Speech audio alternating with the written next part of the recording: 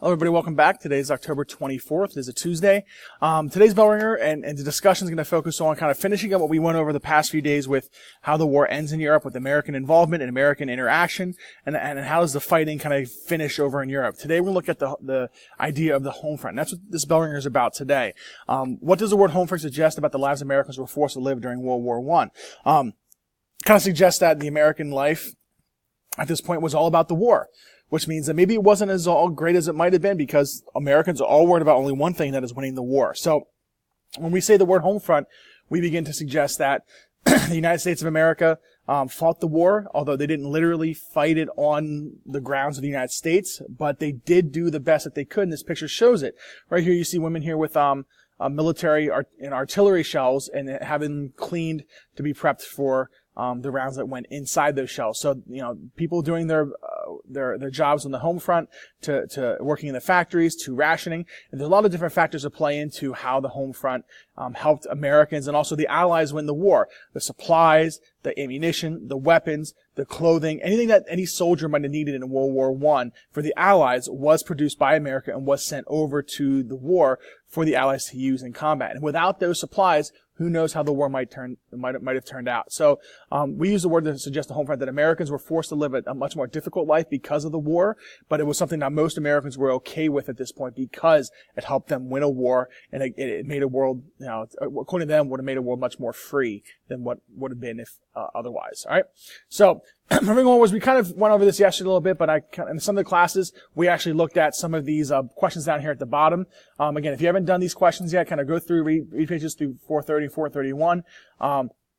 You get some of those answers about the death tolls and also the suffering, how does it extend beyond the battlefield. So get those down, and then that's good. What we do afterwards is a video. It is up on Canvas right now. It is a review of World War I in one take. A YouTube channel called History Bombs makes several videos that they're all done in one take, meaning they take one camera and they pan it all the way around different parts of the video, but they don't cut the video. They don't stop it. They don't edit it. They don't move it around. It's just one video and one picture that's taken and people that are acting within it. Does a very good job of reviewing this in World War I. If you go to Canvas, watch that video, you kind of see what you missed or kind of see what they did there in that time. After the video was done, we got our tests back today from the progressive era. The reason why it took so long to get those tests back is because I still had a couple students that still needed to take it.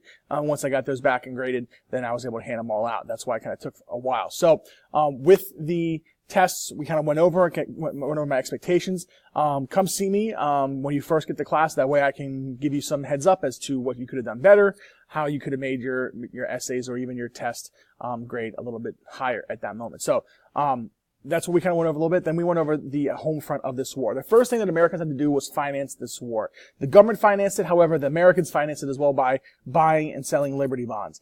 Liberty bonds are special war bonds sold by the government. Essentially, it's a voluntary tax, meaning that the American people are going to volunteer their money forward for the war effort, and they're going to get a government bond, a piece of paper that says this is a bond that makes that's going to be worth more money down the road however long they keep it. But this time the people are giving the money specifically for the war effort, and the government will use that money for the war. 25% of all the costs are covered by Liberty bonds during World War I. So it's a lot of 1/4. Without it, we don't have as much money put forth to the war, unless who knows how this war turns out, because you don't know what weapons aren't developed, you have no clue what ammunition isn't made, what supplies aren't made. So this war could have turned out very differently, regardless if the Liberty bonds were not sold.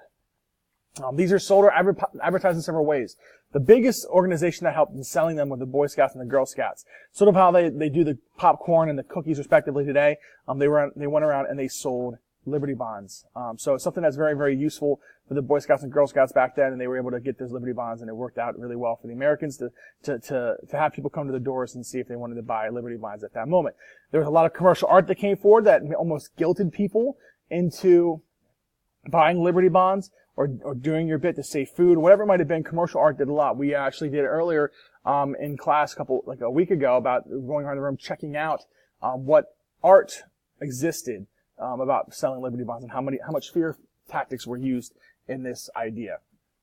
There are also some rallies led by the 4-Minute Men, using propaganda, using speech, using patriotic ideas to really get them to portray this war as something that we need to win. If we don't win, it's going to be a world that does not have democracy, and that's something that many Americans cannot stand. And finally, they use music. We're going to go over music more in depth tomorrow looking at how this music helped the advertisement idea. There'll be one song that we look at especially that we'll look at the song Over There. We'll look at the lyrics and kind of see how this kind of got Americans ready to fight, ready to go, and help out this war. Next, the country had to deal with economic issues. Most involved regulating food and fuel. Here are some of the ways that the government was able to regulate food and fuel in the country. For instance, regulating waste and price controls. If you can regulate the waste of the people in the country, then you don't have them buying something new all the time. One way that waste was recycled, and I don't mean by like reusing, but I mean like if you had trash that you threw away, that trash might not have gone away to the waste collectors, the trash collectors, but it might have gone to the local pig farm. You give that trash, as long as it's, biodegradable and it can be consumed, pigs would eat that, and they would eat that garbage to get nice and fat, and they would butcher the pigs to send off as meat for the war. So you help the war in that way.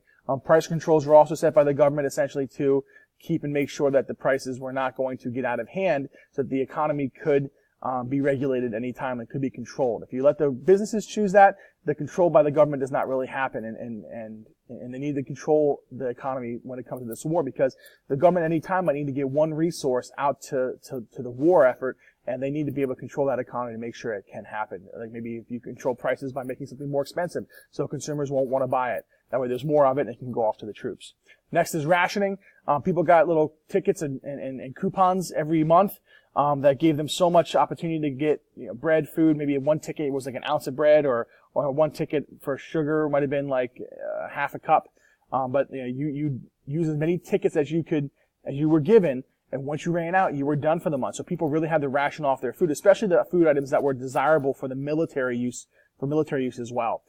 Sugar, coffee, chocolate, meat, bread, all that stuff that could be used greatly to help feed soldiers was rationed by the government. And also daylight savings time, because when you change the hours of the day, which is what we're currently in right now, you can actually use more natural light to light up your rooms than it would take to use electric light. And obviously using electric light takes up energy.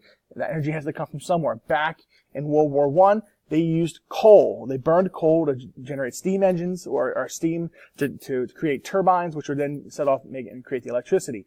One light was a lot more than what one room in Central Dauphin High School would be in terms of energy usage back then. So to burn light, to use light, especially artificial light in terms of light bulbs, that is something that they tried to cut back on. Thus, daylight savings time allows you to open up the windows, use the natural light, so you're saving electricity, thus you're saving coal, and that coal can go off to the troops.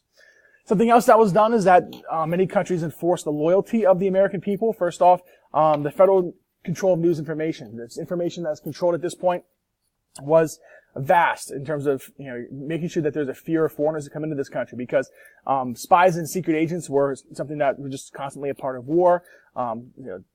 Trying to gather intelligence for the enemy. You try to limit that as much as possible. So they try to limit immigration at all costs. So with the limits of immigration, how much went forward with immigrants here, we really see the idea that the Americans are turning into hysterical figures because of the amount of spies that we believe are entering this country. And this is alertness turns into the hysteria, like I told you before. The many schools at this time period quit teaching German in their schools. Any German author that was used as part of the curriculum for school in terms of English class, you didn't read their books anymore. Any music classes in churches, anything else like that, anything that was written by Beethoven or any other German musician was no longer used in school. And Beethoven's like the quintessential music that we learn about in music classes. And that was canceled. They stopped doing that in schools. The food changed quite a bit here in the United States, where, let's say like the food like known as the ground beef, we call it the hamburger. They changed the name of hamburger because it reminded them of Hamburg, Germany. They called it now Salisbury steak, which we use today still. Sauerkraut, which was a very German food, was turned to Liberty cabbage.